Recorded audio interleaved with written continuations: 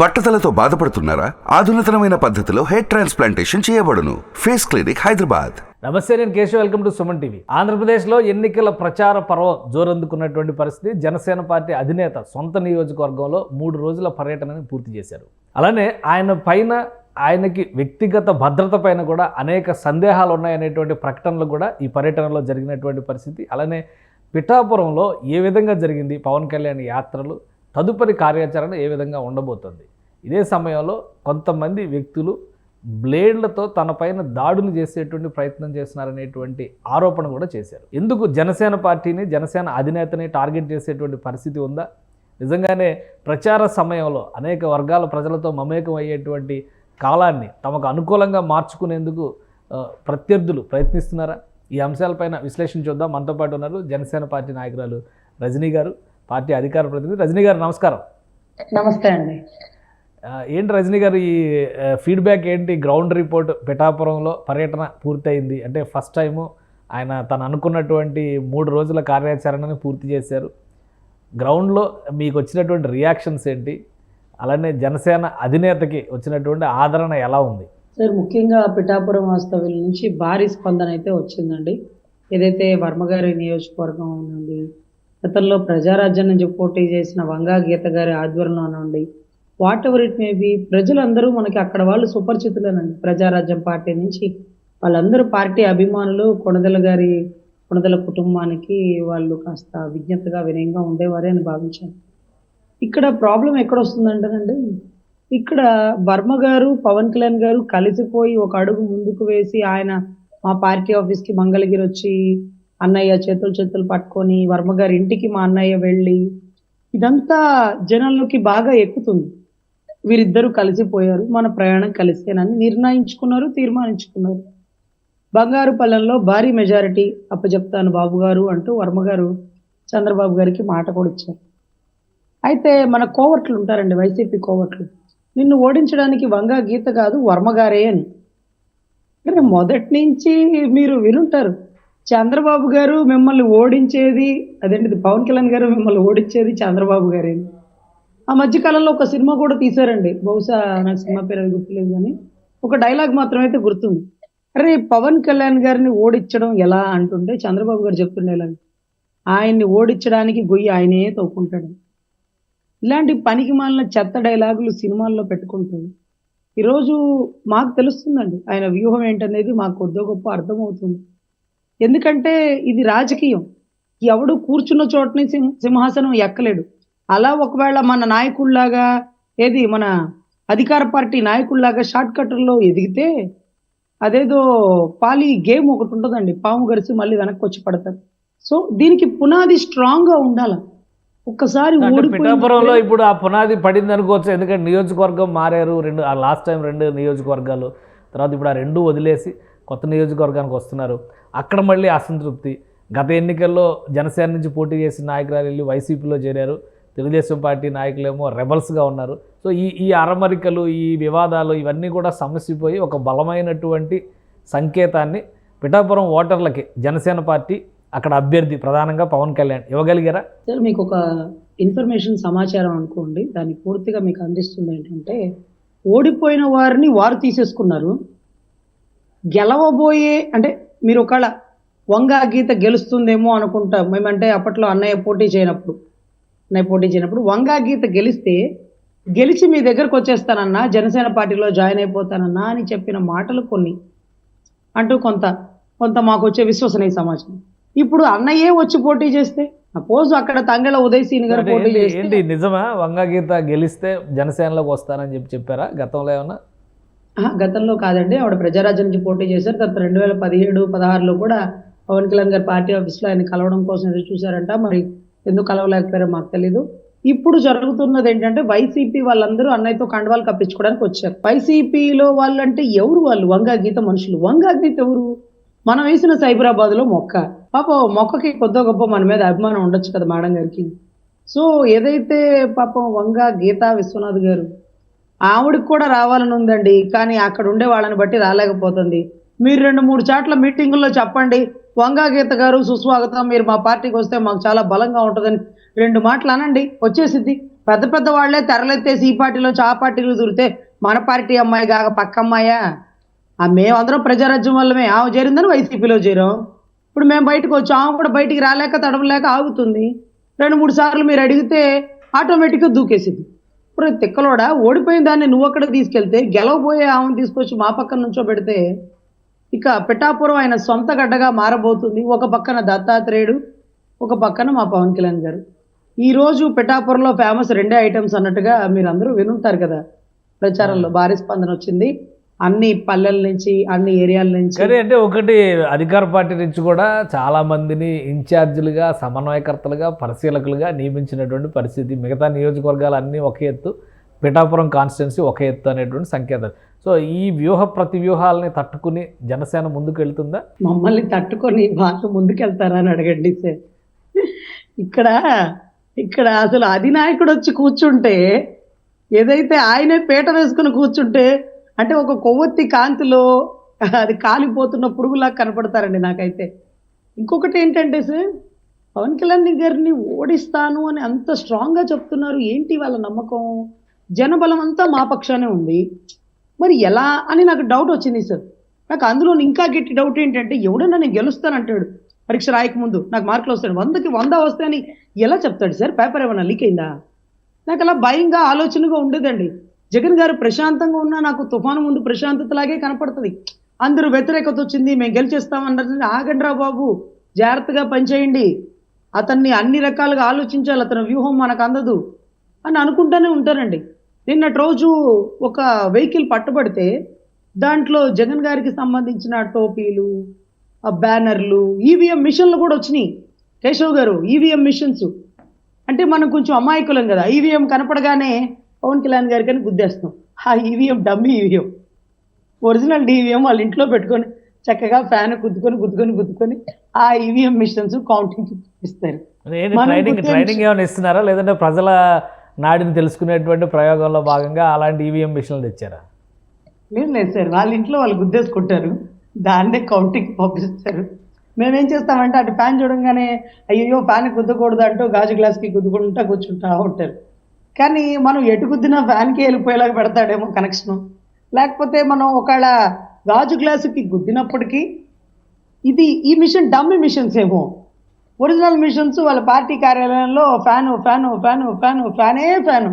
ఇది మళ్ళీ డౌట్ వస్తుందని మధ్యలో. అంటే ఎలక్షన్ కమిషన్ అధికారులు, యంత్రాంగం, వ్యవస్థ ఇవన్నీ ఉన్నాయి కదా. ఆల్రెడీ నిన్న ఒక పెద్ద షాక్ ఇచ్చారు, అంతమంది ఎస్పీలని ట్రాన్స్ఫర్ చేశారు, అధికారులను బదలాయించినటువంటి పరిస్థితి ఉంది, ఎన్నికల విధుల నుంచి తప్పించినటువంటి పరిస్థితి ఉంది. సో ఇవన్నీ కూడా ఉంటాయి కదా, ఈ అబ్జర్వేషన్స్ ఉంటాయి కదా. ఈవీఎం మిషన్స్ ప్రజలకు అవగాహన కల్పించడంలో భాగంగా ఏమైనా తీసుకొచ్చారు అనుకోవచ్చు కదా. అవగాహన ఎవరు కల్పిస్తారు సార్? ఎలక్షన్ కమిషనర్ కల్పిస్తారు. రాజకీయాల్లో పోటీ చేసేవాడు ఈవీఎం మిషన్ తీసుకురావచ్చా? దాన్ని ఇలా గుద్దండి అలా గుద్దండి అని చెప్పాలా? ఈవీఎం అన్న ఈ సంవత్సరమే డౌన్లోడ్ అయిందా? ప్రతిసారి దాంట్లోనే కదా సార్. ఏదో జరుగుతుంది, ఏదో చేయాలనుకుంటున్నాడు, ఏదో చేయబోతున్నాడు. ఈరోజు ముఖ్యంగా మన టాపిక్ ఏంటంటే బ్లేడ్తో దాడులు. అసలు ఇవాళ రోజు మాది ప్రోగ్రామ్ ఉందండి తెనాలిలో, ఏదైతే పవన్ కళ్యాణ్ గారి ప్రోగ్రామ్ వస్తుందని అందరం రెడీ అయిపోయాం. చివరి క్షణంలో ఆయన అస్వస్థతకి గురైనారు, రాలేకపోతున్నారని కబురు వచ్చింది.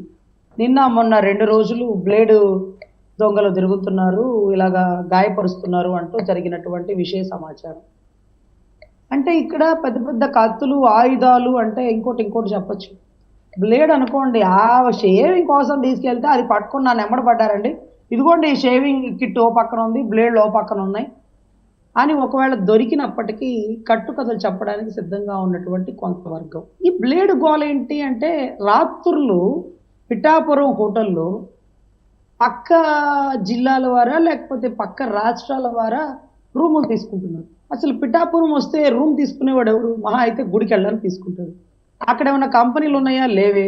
ఎవరైనా ఇళ్ళకి వచ్చిన వాళ్ళు ఉంటే అసలు అది పల్లెటూరు కాబట్టి ఇంకా ఎక్కువ స్వాగతిస్తారు.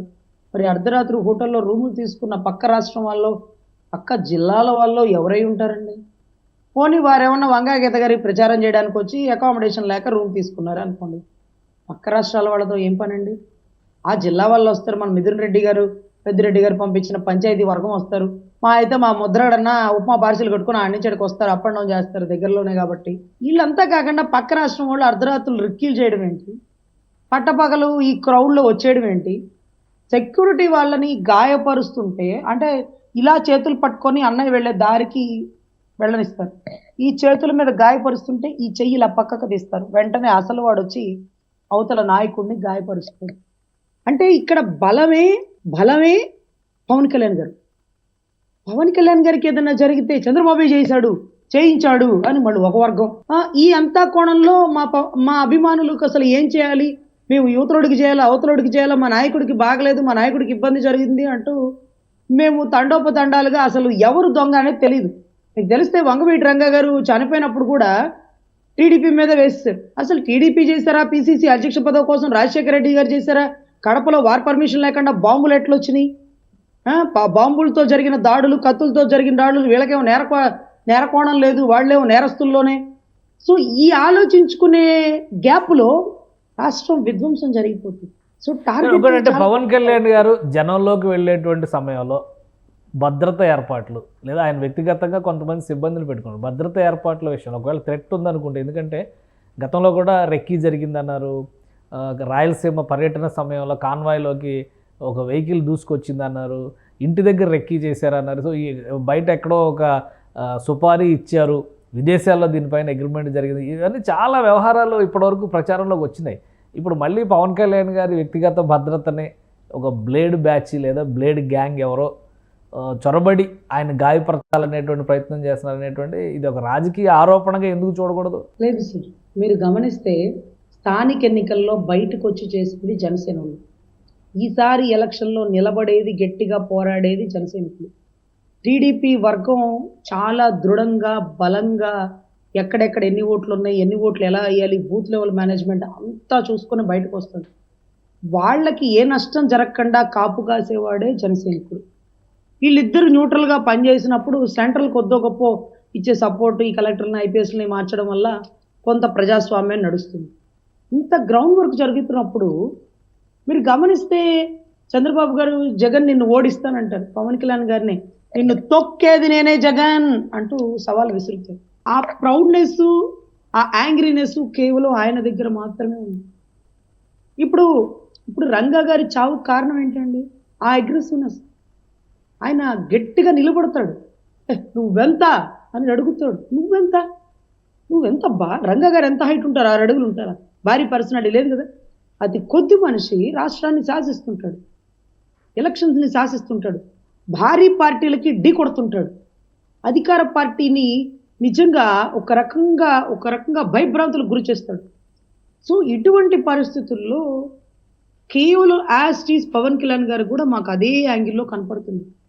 ఈ టైంలో అసలు నా మనసు కనిపిస్తుందండి, పిఠాపురం ఎమ్మెల్యే కంటే కడప ఎంపీగా తీసుకొని ఆయన నేషనల్ ప్రోటోకాల్ అంటే ఎంపీకి ఉండే ప్రోటోకాల్ సెక్యూరిటీతో ఉంటే ఆయన ఎక్కువ శ్రేయస్కరంగా ఉంటాడు అని. ఇవాళ కాకపోతే జనాల్లో రేపైనా తిరగాలి. ఆయనకి ఏదైనా ఇబ్బంది జరిగితే ఇక మా పార్టీ ఉండదండి. అంటే సెక్యూరిటీ పరంగా ఇబ్బందులు ఉన్నప్పుడు సెంట్రల్ గవర్నమెంట్కి కానీ స్టేట్ గవర్నమెంట్ సపోర్ట్ చేయట్లేదు అనుకున్నాడు, పోలీస్ డిపార్ట్మెంట్కి కానీ రిక్వెస్ట్ పడి ఈ మధ్య లోకేష్ గారికి సంబంధించి కొన్ని జాగ్రత్తలు తీసుకోవాలని చెప్పని సెంట్రల్ ఆఫీసర్స్ ఇచ్చినటువంటి డైరెక్షన్స్తో ఆయనకి జెడ్ కేటగిరీ సెక్యూరిటీ కల్పించాలని డిసైడ్ చేశారు. సో పవన్ కళ్యాణ్ గారు ఆంధ్రప్రదేశ్ రాజకీయాల్లో ఒక కీ పర్సన్, ముఖ్యంగా కూటమి ఏర్పాటు కావడం వెనక కూడా ఆయన పాత్ర చాలా కీలకమైంది. అలాంటప్పుడు భద్రత ఎందుకు తీసుకోకూడదు? ఆ భద్రత తీసుకోకుండా కేవలం వ్యక్తిగత భద్రతా సిబ్బందిని పెట్టుకోవడం వల్లనే ఇలాంటి సమస్యలు పదే ఎదురవుతున్నాయేమో అని అనిపించడం లేదా? 100% భద్రత ఏర్పాటు జాప్యంలోనే ప్రాణాలు పోయే పరిస్థితి ఉంటుందండి. మాకు అడుగడుగునా మాకు ఎప్పుడు రంగా గారే గుర్తొస్తున్న మూమెంట్ అండి. ఆయనకు కూడా పిసిసి అధ్యక్ష పదవి ఒక వారం 10 రోజుల్లో వస్తుందని అక్కడ ఏదో ఢిల్లీలో ఉండే శివశంకర్ గారు ఎవరో అంటారు, ఆయన ఇచ్చే టైంలోనే ఒక 10 days గ్యాప్లోనే ఈ ఘటన జరిగిపోయింది. అక్కడ ఆంధ్ర రాష్ట్ర పోలీసులు సరైన ప్రొటెక్షన్ ఇవ్వలేదని అప్పుడున్న టైంలో హోమ్ మినిస్టర్ కొడాలి గారిని కూడా సస్పెండ్ చేసినట్టు, అరుణంలో ఎన్టీ రామారావు గారు ప్రభుత్వం సస్పెండ్ చేశారు. అంటే ఇక్కడ ఏమవుతుందంటే వ్యక్తిని నష్టపోకూడదు, మళ్ళీ రాబోడు, చాలా కేర్ఫుల్గా ఉండాలి. సార్ ఏదైనా పవన్ కళ్యాణ్ గారికి చిన్న ఇబ్బంది జరిగితే ఇక ఏ పార్టీలు ఉండవండి. అసలు ధైర్యం చేసి ఎవ్వరూ బయటికి రాలేని పరిస్థితి. ఆయనే ఈరోజు యుద్ధానికి ఆయుధం. ఆ ఆయుధాన్ని సంధించబోయేది చంద్రబాబు గారు. చంద్రబాబు గారి చేతిలో ఉండే ఆయుధం పవన్ కళ్యాణ్ గారు. ఆయుధాన్ని కాపాడుకొని యుద్ధం చెయ్యాలా? ఆయుధాన్ని జార విడుచుకుంటే యుద్ధం ఎలా చేస్తారు? సో ఆయుధానికి ప్రత్యేక ప్రొటెక్షన్ ఉండాలి, సరైన పదును ఉండాలి, అప్పుడు యుద్ధం గొప్పగా జరుగుతుంది. సో ఎన్నికల కమిషన్కి ఏమైనా ఫిర్యాదు చేస్తారా దీని మీద, ఈ బ్లేడ్ వ్యవహారాలు కానీ అక్కడ జరుగుతున్నటువంటి? ఇప్పుడు అసలు పవన్ కళ్యాణ్ గారు ఎందుకు సిక్కారు? ఏమైనా రీజన్ ఉందా? ఈ పర్యటనల ప్రభావం అనుకోవాలా, లేదా వేరే ఏమైనా రీజన్ ఉందా? కొంతమంది రకరకాలుగా అంటున్నారు, ఏవో అటాక్స్ జరిగినాయి, లేదంటే ఏదో ప్రయోగాలు జరుగుతున్నాయి, అందుకని ఆయన ఇబ్బంది పడుతున్నారు, ఆయనకి ఫీవర్ వచ్చింది అంటున్నారు. ఏంటి అసలు అనారోగ్య సమస్య ఏంటి? ఒక షెడ్యూల్ ఇచ్చారు 12వ తారీఖు వరకు, ఇప్పుడు సడన్గా తెనాలి పర్యటన రద్దయింది. ఏం జరుగుతుంది సార్? కేరళలో ఒక వ్యక్తి ఇంకొక వ్యక్తిని చంపడానికి ఒక ఆయుధాన్ని వాడాడు. ఏంటంటే గోరు. ఆ గోరులో భయంకరమైన పాయిజన్ ఎక్కించుకున్నాడు. అందరూ, అతను ఒక పెద్ద ఇండస్ట్రియలిస్ట్, అతను వస్తున్నాడని అందరూ స్వాగతం పడుతూ చేతులు పడతారు. అతన్ని చంపే ప్రయత్నం కోసం ఇతను గట్టిగా చేతులు పట్టుకొని ఆ గోరుతో ఇలా గీకాడు. దాంట్లోంచి పాయిజన్ లోపలికి చెప్పింది. అంత చిన్న పాయిజన్లోకి ఒక మనిషి ఎలా చనిపోతాడు అంటే చనిపోడు, అస్వస్థతకి గురవుతాడు. తద్వారా మొత్తం మెడికల్ మీద జరుగుతూ ఉంటుంది. చివరాఖరికి కొలాప్స్ అవుతారు. అది స్లో పాయిజనా, ఇంకొక పాయిజనా, కెమికల్ లోపలికి పంపిస్తారా, అది ఏ రకంగా పని చూపిస్తారు, నోట్లోంచి మాటల ద్వారా పంపిస్తారా అంటే వాళ్ళకు స్ప్రెడ్డింగ్ అనమాట. ఇదంతా ఒక కెమికల్ చర్యలు కొన్ని జరుగుతుంటాయి. సో ఇటువంటి పరిస్థితుల్లో ఏవైనా జరగచ్చండి. అధినాయకుడిని కాపాడుకోవాల్సిన బాధ్యత 3 పార్టీలకి ఉందండి. 3 పార్టీల కార్యకర్తలకు ఉంది, అధినాయకులకు ఉంది. సో నాకు తెలిసి మోడీ గారు ఇది దృష్ట్యా పెట్టుకొని కొంచెం ప్రొడక్షన్ పెంచితే ఆయన, ఎందుకంటే అన్ని పల్లెల్లోకి తిరగాలి, అందరి ఇళ్ళకి వెళ్ళాలి, అందరికీ చేతులు పట్టుకోవాలి, అందరి భుజాల మీద చెయ్యేసి ఫోటోలు దిగాలి. ఇంత దగ్గరికి మా అధినాయకుడు చాలా రేర్ అండి. మీరు గమనిస్తే అంటే మాతోనే ఒక్కసారి ఫోటో దిగారండి, నాకు సర్టిఫికెట్ ఇస్తా. ఇంతవరకు జీవితంలో నేను ఆయన మళ్ళీ ఫోటో కానీ ఆయన ఇంత దగ్గర కానీ ఎప్పుడు చూడలేదు. రాష్ట్ర అధికార ప్రతినిధి అయిన మా దగ్గర ఉండేది పాపం బౌన్సర్సే. వాళ్ళకి కుటుంబాలు, బిడ్డలు, భార్యలు ఉన్నారు పాపం. అంటే ఒక భార్యలండి, భార్య ఉన్నారు. సో వాళ్ళ కుటుంబాలు వాళ్ళకు ఉన్నారు. సో ఇటువంటి పరిస్థితుల్లో వాళ్ళ ప్రాణత్యాగం ఎంతవరకు చేయగలుగుతారు? వాళ్ళ ప్రాణానికి కూడా రక్షణ ఉండాలి కదా. ఇదేమన్నా ఎలక్షన్ కమిషన్కి ఫిర్యాదు చేస్తారా ఈ పరిణామాల మీద కానీ, ఆయన అస్వస్థత మీద కానీ ఏమైనా రిపోర్ట్ కానీ, హెల్త్ బులెటిన్ కానీ రిలీజ్ చేస్తుందా జనసేన పార్టీ? ఎందుకంటే 12 రోజులు షెడ్యూల్ ఇచ్చారు, ఇప్పుడు తెనాలి పర్యటన రద్దయింది అంటున్నారు. తదుపరి పర్యటనల పరిస్థితి ఏంటి? దీని మీద ఏమైనా క్లారిటీ ఉందా? సార్ తెనాలి పర్యటన చాలా ఇంపార్టెంట్ సార్. ఆయనకి ఏటుగా అంటే మాకు మెయిన్గా కీలక వ్యక్తి 2 నెంబర్లో ఉండేటటువంటి వ్యక్తి నాదెండ్ల మనోహర్ గారు. ఆయన గెలవడం కోసం ఇతను అంటే మా సార్ వచ్చి ప్రచారం చేయడానికి అనేది చాలా ఇంపార్టెంట్ షెడ్యూల్. ఎంతో పెద్ద ఇబ్బంది అయితే తప్ప దాన్ని క్యాన్సిల్ చేసుకోరు. ఆ ఎంతో పెద్ద ఇబ్బంది ఏం జరుగుతుంది? ఎందుకు మనిషి కూడా చాలా డల్ అయిపోయారు. మాకు జనాల్లో తిరుగుతుంటే ఆయన ఫేస్లో గ్లో లేదండి. ఎక్కడో బాగా లోగా ఉన్నట్టుంది, నీరసంగా ఉన్నట్టుంది, ఎండలకి వానలకి. ఆయన కష్టపడుతుంటే నాకు అనిపించిద్దండి, వద్దన్నా ఎంపీగా పోటీ చేయన్నా, క్యాబినెట్ మినిస్టర్ అయిపోవన్నా, సెక్యూరిటీగా ఉండన్నా, నువ్వు ఏదో ఒక మూల బాగుంటే చాలన్నా, ఇలా జనాల్లో తిరగాల్సిన పని లేదు, నువ్వు ఉన్నావన్న ధైర్యంతో మేము ఇక్కడ కాళ్ళు రెగరేస్తామన్నా, నువ్వు ఆరోగ్యంగా ఉండాలా, హ్యాపీగా ఉండాలా, ఎక్కువ కాలం ఉండాలా. ఇలా జనాల్లో తిరుగుతూ ఇతను అవతల తక్కువ అంచనా వేయడానికి లేదు. కాబట్టి ఆయన సెక్యూర్ ప్లేస్లో ఉంటే బాగుంటుంది, ఒక క్యాబినెట్ స్థాయిలో అనుకుంటాం. కానీ ఆయన నేను జనాలతోనే ఉండాలని కోరుకుంటాడు. కాబట్టి ఇక మనం ఏం చేయలేం sir. Anyway election commissioner protection ఇవ్వాలి, ఆయన్ని కాపాడుకోవాల్సిన బాధ్యత అన్ని పార్టీల వరకు ఉంది. ఆయనకి ఏ ఇబ్బంది జరగకూడదని మనస్ఫూర్తిగా కోరుకుంటూ జై Janasena. Right, thank you Rajani గారు, మీ అభిప్రాయాలు తెలియజేసినందుకు. ఇది పవన్ కళ్యాణ్ పర్యటన పిఠాపురంలో అర్ధంతరంగా, అంటే మొదట అనుకున్నటువంటి షెడ్యూల్ ప్రకారం అయితే పూర్తయింది, కానీ ఆయన తదుపరి యాత్రలన్నీ కూడా ఆగిపోతున్నటువంటి పరిస్థితి కనిపిస్తుంది. ఆరోగ్య సమస్యలు చుట్టుముట్టడం, అలానే తన చుట్టూ ప్రచారంలో భాగంగా జరుగుతున్నటువంటి వ్యవహారాలు కూడా పవన్ కళ్యాణ్ని ఇబ్బంది పెట్టాయనేటువంటిది జనసేన పార్టీలో అంతర్గతంగా వస్తున్నటువంటి డిస్కషన్. నిజంగానే ఇందులో సీరియస్ ఎలిగేషన్స్ ఉన్నాయనేటువంటి మాట జనసేన పార్టీ నాయకులు చెప్తున్నారు. ఎలక్షన్ కమిషన్ కూడా దీని మీద స్పందించాలనేటువంటి విజ్ఞప్తి చేస్తున్నారు. సో నెక్స్ట్ టూర్ షెడ్యూల్ ఏ విధంగా ఉండబోతుంది అనేది పవన్ కళ్యాణ్ ఆయన కోలుకున్న తర్వాతే క్లారిటీ ఇచ్చేటువంటి అవకాశాలు కనిపిస్తున్నాయి. ఇది special discussion. Keep watching. Suman టీవీలో మీ పర్సనల్ అండ్ బిజినెస్ ప్రమోషన్స్ కోసం కింది నెంబర్కి కాంటాక్ట్ చేయండి.